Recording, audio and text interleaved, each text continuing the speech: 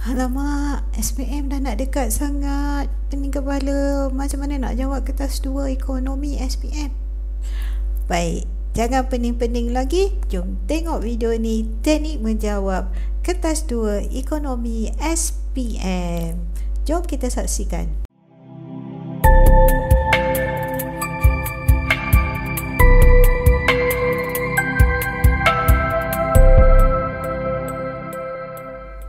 Okey, format kertas 2. Kertas 2 terdiri daripada bahagian A dan bahagian B.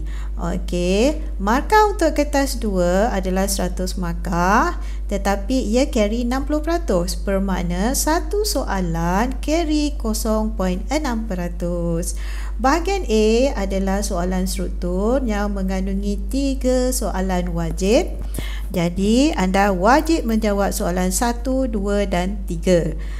Setiap soalan carry 20 markah. 20 markah darab 3, maka 60 markah. Bahagian B terdiri daripada soalan AC. Ada 4 soalan tapi anda pilih 2 sahaja.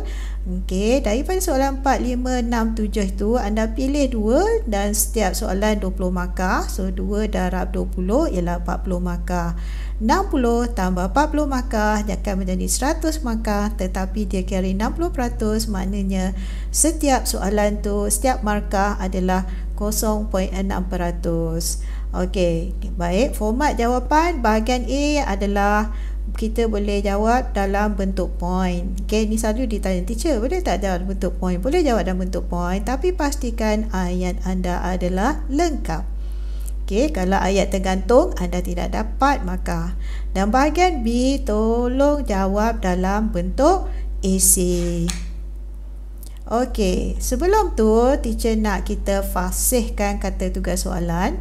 Kata tugas soalan ini diambil daripada buku yang dikeluarkan oleh Kementerian Pendidikan Malaysia, iaitu Pentaksiran Kemahiran Berfikir Aras Tinggi.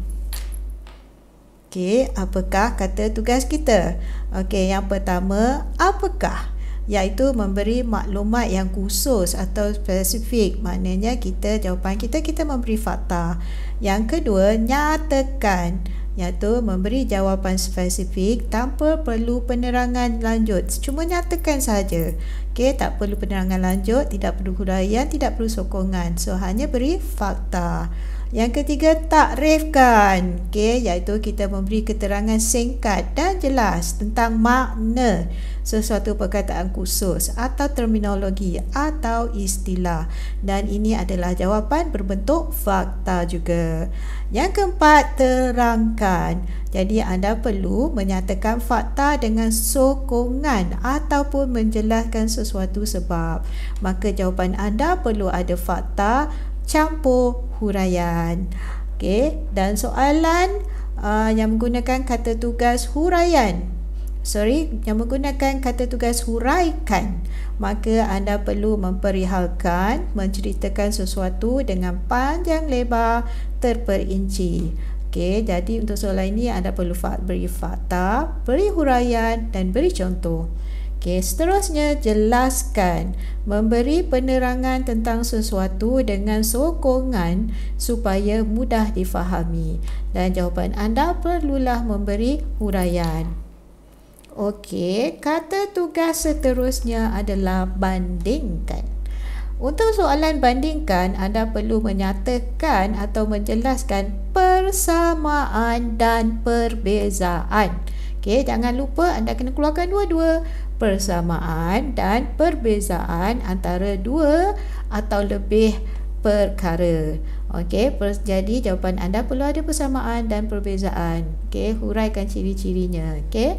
Untuk soalan bezakan ataupun berikan perbezaan, anda perlu menyatakan kelainan atau ketidaksamaan antara dua atau lebih perkara tersebut.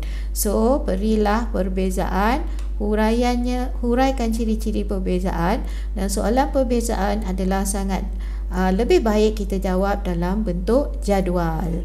Okey, hitungkan, iaitu memberi nilai kuantitatif dengan melaksanakan algoritma. Maknanya kena ada langkah-langkah tertentu ataupun kena ada rumus.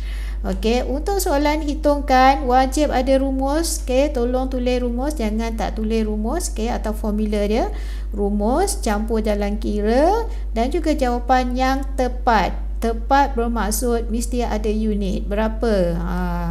Okey, kilogram ke, apa ke? Okey, terus nyatakan unit. Okey, berapakah? Berapakah adalah anda perlu menyatakan atau memberikan satu nilai kuantitatif. Jawapan yang tepat berserta unit. Selalunya soalan berapakah satu markah aja. Okey, tu anda terus bagi jawapan dan unit. Okey, so seterusnya bagaimanakah? Anda perlu memperihalkan atau memberi penerangan tentang cara, keadaan, langkah, kejadian. Okey, so beri huraian. Seterusnya, mengapakah? Anda perlu memberi sebab. Okey, dan berikan huraian. Baik, seterusnya, tentukan, iaitu membuat sesuatu keputusan selepas mengambil kira beberapa perkara sebagai asas pertimbangan. Okey, bentuk jawapan adalah huraian. Kemudian, kenal pasti, memberi petunjuk atau makluman terhadap sesuatu perkara, benda, pernyataan yang dikenal atau dicam dengan jelas. Bentuk jawapan adalah huraian. Cadangkan, memberi pandangan, idea, pendapat dengan mempertimbangkan perkara positif dan negatif. Sebaik-baiknya anda bila cadangkan beri positif dan negatif, terutamanya kalau soalan kebat. Maknanya anda boleh melihat daripada beberapa sudut. Itu baru ciri murid-murid yang boleh kebat, berfikir aras tinggi. So bentuk jawapan ialah huraian. Okey, sarankan, okey, ataupun bincang, cadangkan, memberi pandangan, idea yang boleh diaplikasi dalam sesuatu situasi. Okey, murid yang boleh bagi cadangan ni untuk soalan kebat memanglah dapat markah lebih tinggi, ya. So bentuk jawapan adalah huraian.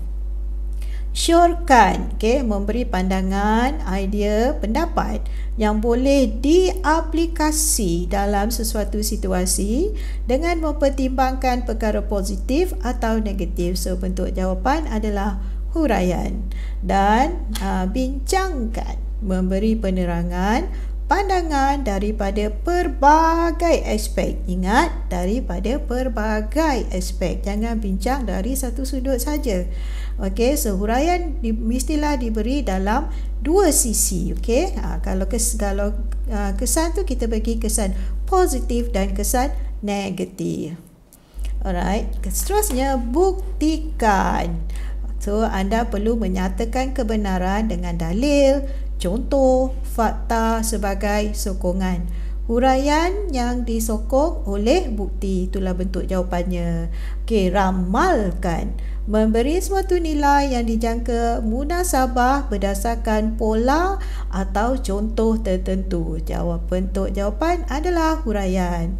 Okey, lakar, memberi persembahan berbentuk rajah, gambar rajah, graf secara kasar dan tidak memerlukan perincian. Lakaran secara kasar.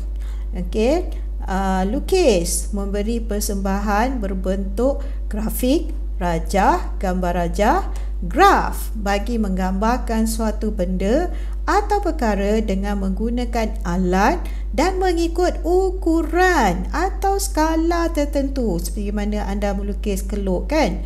Okey, so lukisan mestilah dengan skala tepat. Okey, jadi kalau lakar ni boleh main lukis je dekat atas kertas jawapan, tapi bila lukis anda perlu kertas graf. Itu beza dia. Okey, 23, tafsirkan, mengulas sesuatu berdasarkan maklumat yang diberi. Tengok maklumat yang diberi, anda ulas. Okey, so bentuk jawapan adalah ulasan. Okey, kertas 2, soalan esei. Ini adalah soalan-soalan yang sudah keluar dalam SPM 2018 dan 2019, topik-topik yang sudah keluar.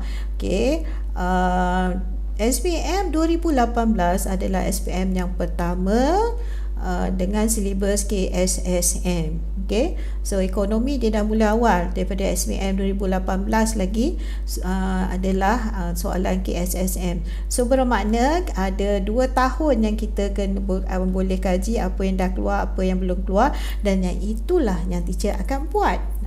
Okey, baik. Alright, kita tengok analisa soalan bahagian A. Bahagian A iaitu bahagian soalan soalan 1, 2 dan 3. Okey, kita tengok soalan-soalan dari topik faktor-faktor pengeluaran. 2018 tiada soalan faktor pengeluaran. 2019 jelaskan usahawan sebagai sumber ekonomi dalam proses pengeluaran. Okey. So 1A, gambar 1, jadi ini adalah soalan yang teacher buat sendiri sebab 2018 tak ada soalan. Okey, tak ada soalan. 2019 jelaskan usahawan sebagai sumber ekonomi dan proses pengeluaran. Okey, so teacher buat sendiri soalan ini untuk mungkin keluar 2020 kita tak tahu kan, mungkinlah. Okey, gambar 1 menunjukkan faktor pengeluaran. Huraikan ganjaran yang diperolehi oleh faktor pengeluaran tersebut. So bila anda lihat gambar rajah ini, apakah faktor pengeluarannya? Ya, tepat sekali, buruh. Tapi dalam soalan SPM selalunya dia tunjuk contohnya gambar bangunan tengah ada construction, lepas tu ramai pekerja. Anda jangan fokus pada bangunan, patut anda kata tanah. No, itu bukan bila ada orang maka fokus pada orang, maka itu adalah buruh. Okey, kita teruskan. Okey, so teacher nak mengajar dulu faktor-faktor pengeluaran dengan cara yang anda boleh nampak, dan bila anda boleh nampak, anda senang nak ingat. Sebab ekonomi ni kalau kita faham, kita tak perlu hafal sangat, kita kena faham. Okey, faktor pengeluaran teacher dah susun TBMU: tanah, buruh, modal, usahawan. Apa itu tanah? Tanah ialah, okey, katalah keluar soalan macam tadi ni, jelaskan usahawan sebagai sumber ekonomi dalam proses pengeluaran. Okey, jelaskan usahawan. Soalan macam ni selalunya 4 markah. Okey, so yang teacher buat ni, ini semua adalah 4 markah untuk katalah jelaskan tanah sebagai faktor-faktor pengeluaran, atau jelaskan buruh, jelaskan modal, jelaskan usahawan sebagai faktor-faktor pengeluaran. So ini semua adalah skema jawapan. Okey, baik, apa itu tanah? Tanah ialah sumber semula jadi yang dikeluarkan dari bumi dan lautan tanpa mengubah bentuknya yang asal. Okey, itu poin pertama atau markah pertama. Kedua, penawarannya terhad. Contohnya tanah kan, kita bukan tak boleh 1 ekar tak boleh jadi 2 ekar, dia memang terhad. Contoh tanah ialah pertanian, perikanan, peladangan, pembalakan, pelombongan. Dan satu lagi poin ialah ganjaran. Dari segi ganjaran tanah ialah sewa. Okey, kalau soalan keluar, jelaskan buruh sebagai faktor pengeluaran. Okey, dan soalan tu adalah 4 markah, maka inilah 4 markahnya. Inilah skema jawapan dia. Okey, apakah buruh? Buruh ialah orang yang menyumbangkan tenaga, menyumbangkan tenaga yang produktif dari segi fizikal atau mental dalam proses pengeluaran. Okey, teacher nak rewind sikit.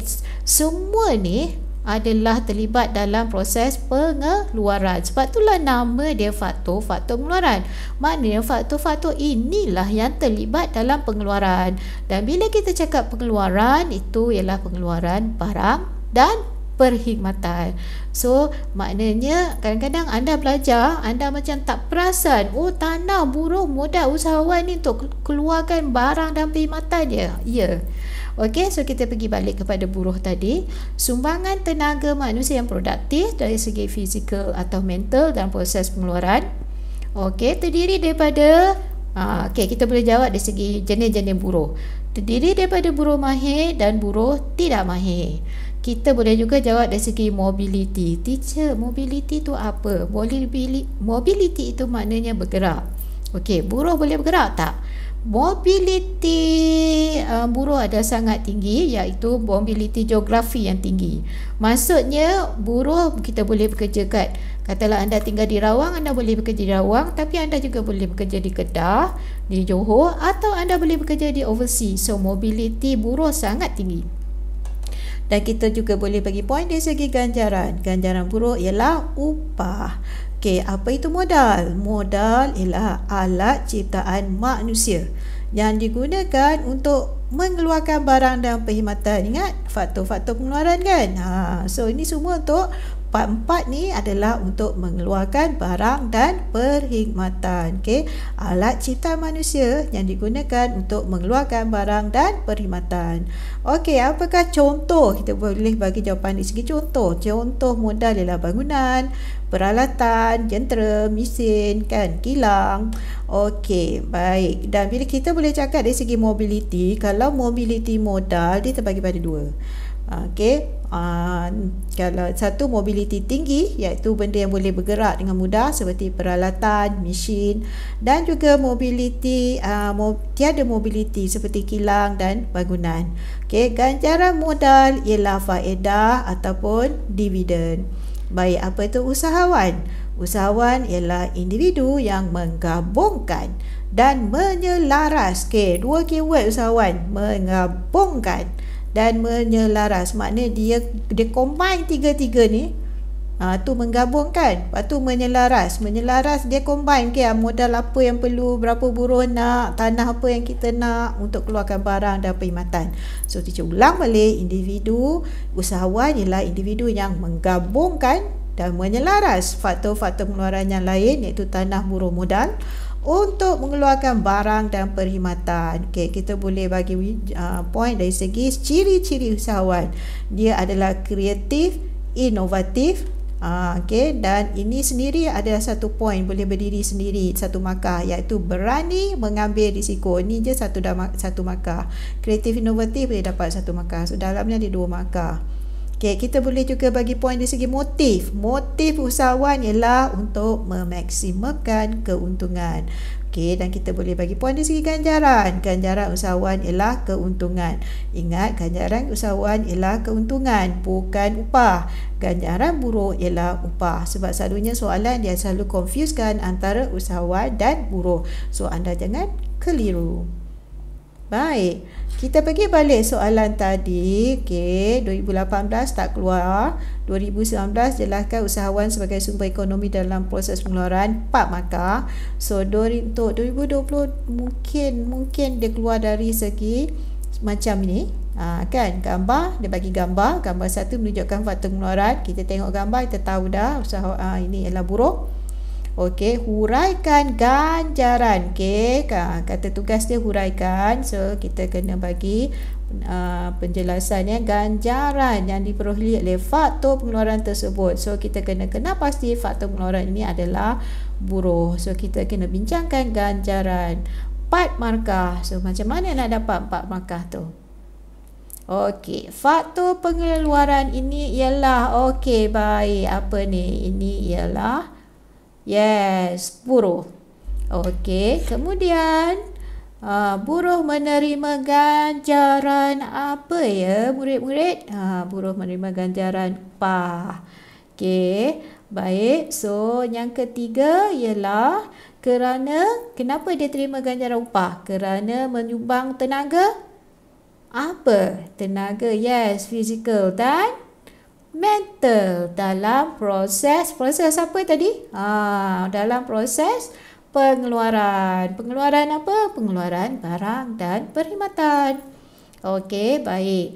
Dan faktor pengeluaran ini, iaitu buruh, dia bekerja dengan orang lain. Dia tak bekerja sendiri. Usahawan kerja sendiri, tapi buruh dia bekerja dengan orang lain. Okey, dan dia dibayar mengikut masa bekerja ataupun output yang dihasilkan. Kalau macam cikgu, masa bekerja lah, sebab ada office hour. Ada orang dia kerja ikut output kan, ada.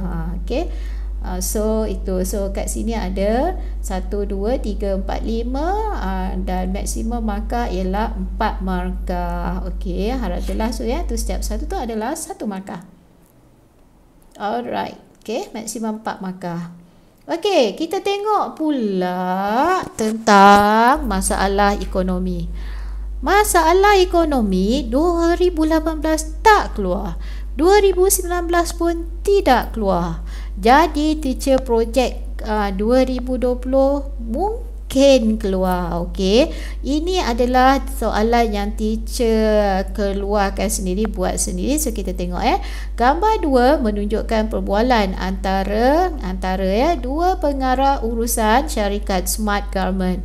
Encik Kasim, saya cadangkan syarikat mengeluarkan baju lelaki dan baju perempuan serentak, barulah keuntungan kita tinggi. Encik Kasim jawab apa? Tak boleh, Encik Adam.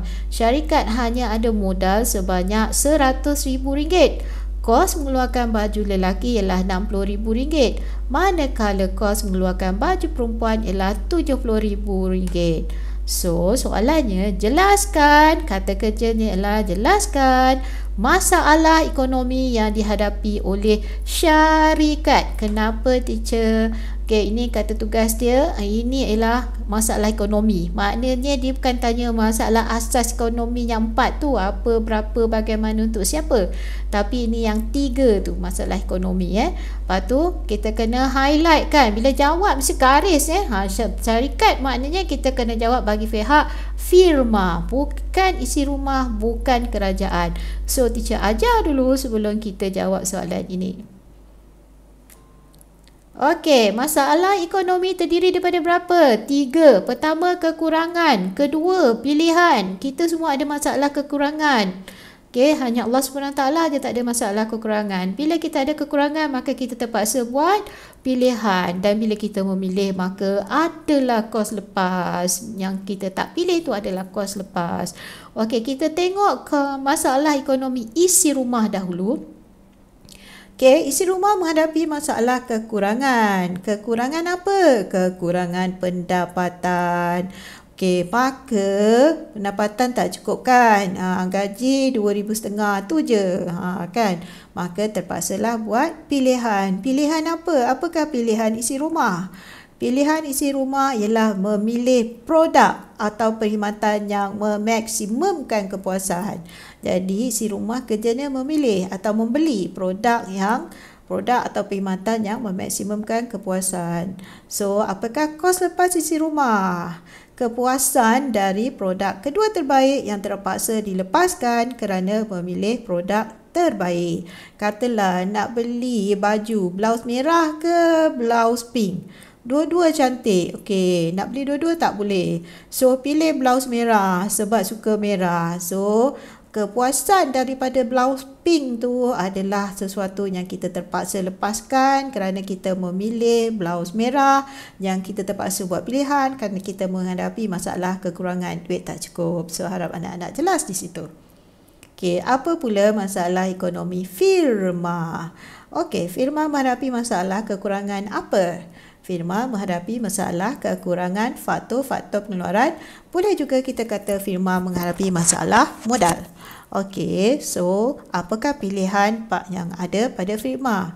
Okey, pilihan firma ialah untuk memilih mengeluarkan. Kalau tadi isi rumah memilih atau membeli, firma pula dia kerja dia mengeluarkan. Okey, memilih mengeluarkan produk atau perkhidmatan yang apa? Yang memaksimumkan keuntungan. Kalau isi rumah tadi tu yang memaksimumkan kepuasan. Firma yang memaksimumkan keuntungan. Okey, so apakah kos lepas firma? Kos lepas firma ialah keuntungan dari produk kedua terbaik yang terpaksa dilepaskan kerana mengeluarkan produk terbaik. Tadi soalan tadi kan, nak keluar baju perempuan ke baju lelaki? Tak boleh nak keluar dua-dua sebab kita menghadapi masalah kekurangan, iaitu kekurangan faktor pengeluaran atau modal, maka terpaksa memilih produk mana yang kita nak keluarkan. So, kita akan pilih produk yang memaksimumkan keuntungan. Alright, next. Apakah masalah ekonomi kerajaan pula? Okey, kerajaan menghadapi masalah kekurangan hasil. Boleh juga dikata kekurangan pendapatan, tetapi perkataan yang paling tepat ialah hasil. Okey, oleh itu kerajaan juga terpaksa membuat pilihan. Apakah pilihan kerajaan? Kerajaan terpaksa memilih projek pembangunan yang memaksimumkan kebajikan rakyat. Contohnya, nak bina sekolah ke nak bina hospital? Kena pilih. Nak buat dua-dua tak cukup modal, tak cukup hasil. Okey, so apakah kos lepas kerajaan? Iaitu projek pembangunan yang kedua terbaik yang terpaksa dilepaskan kerana kita memilih projek yang memaksimumkan kebajikan rakyat. Contohnya pilih sekolah sebab tak ada sekolah. Hospital terpaksalah pergi hospital yang jauh. Okey, berbalik kepada soalan ini. Okey, teacher baca balik. Encik Kasim, saya cadangkan syarikat mengeluarkan baju lelaki dan baju perempuan sekali. Baru keuntungan kita tinggi. Tak boleh, Encik Adam. Syarikat hanya ada modal sebanyak RM100,000. Kos mengeluarkan baju lelaki ialah RM60,000. Manakala kos mengeluarkan baju perempuan ialah RM70,000. So, soalannya jelaskan masalah ekonomi yang dihadapi oleh syarikat tersebut. 6 markah. So, macam mana kita nak jawab soalan ni? Okey, masalah ekonomi yang dihadapi oleh syarikat tersebut ialah pertama, kekurangan. Kekurangan apa murid-murid? Ini firma kena jawab dengan untuk firma. Ya, kekurangan modal. Boleh juga kita kata kekurangan faktor-faktor pengeluaran. Baik, syarikat garmen hanya ada, okey, kita ambil ni balik sebagai skema jawapan. Mereka hanya ada berapa? Hanya ada RM100,000. Okey, modal RM100,000 sahaja.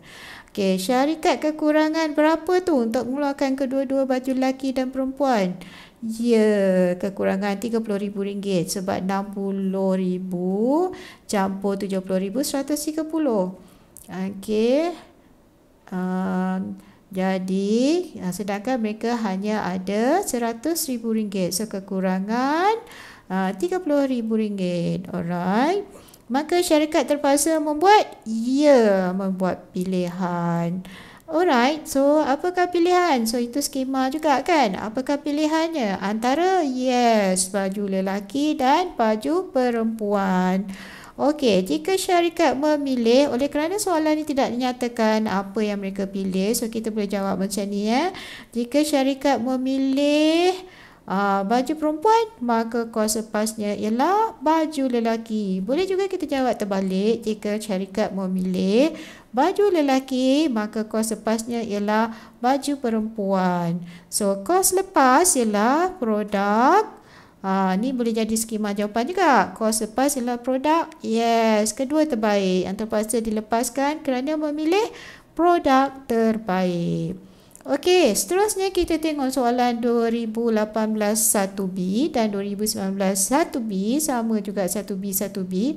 Kedua-duanya ialah tentang sistem ekonomi. Iaitu kita tengok 2018 1, bagaimana ekonomi Islam mencapai keseimbangan antara kepentingan individu dan masyarakat. Okey, ini tentang ekonomi Islam dan mencapai keseimbangan antara individu dan masyarakat adalah salah satu ciri sistem ekonomi Islam.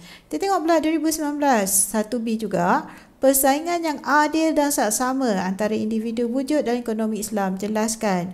Okey, ini juga adalah salah satu ciri sistem ekonomi. Tapi tiada soalan tentang sistem ekonomi perancangan pusat, pasaran bebas, kapitalis dan campuran dalam bahagian A kertas 2. Nantikan video teacher seterusnya, soalan dan tutorial tentang sistem ekonomi. Okey, akhir sekali jangan lupa subscribe channel teacher. Okey, kat butang subscribe kat bawah tu. Okey, kalau ianya masih merah tolong tekan, kalau dah grey dah kelabu tak payah tekan. Subscribe dan juga tekan butang loceng supaya anda dapat notifikasi pada video-video teacher yang akan datang. Dan subscribe pada teacher sebagai tanda sokongan anda terhadap usaha teacher untuk membantu semua calon-calon ekonomi, sama ada calon SPM 2020 ataupun calon SPM seterusnya. Okey, dan doakan teacher dan keluarga sentiasa sihat, insya-Allah, amin. Dan teacher doakan anda semua dapat cemerlang dalam SPM, dapat A+. Amin. Assalamualaikum warahmatullahi wabarakatuh dan selamat sejahtera. Terima kasih atas sokongan anda.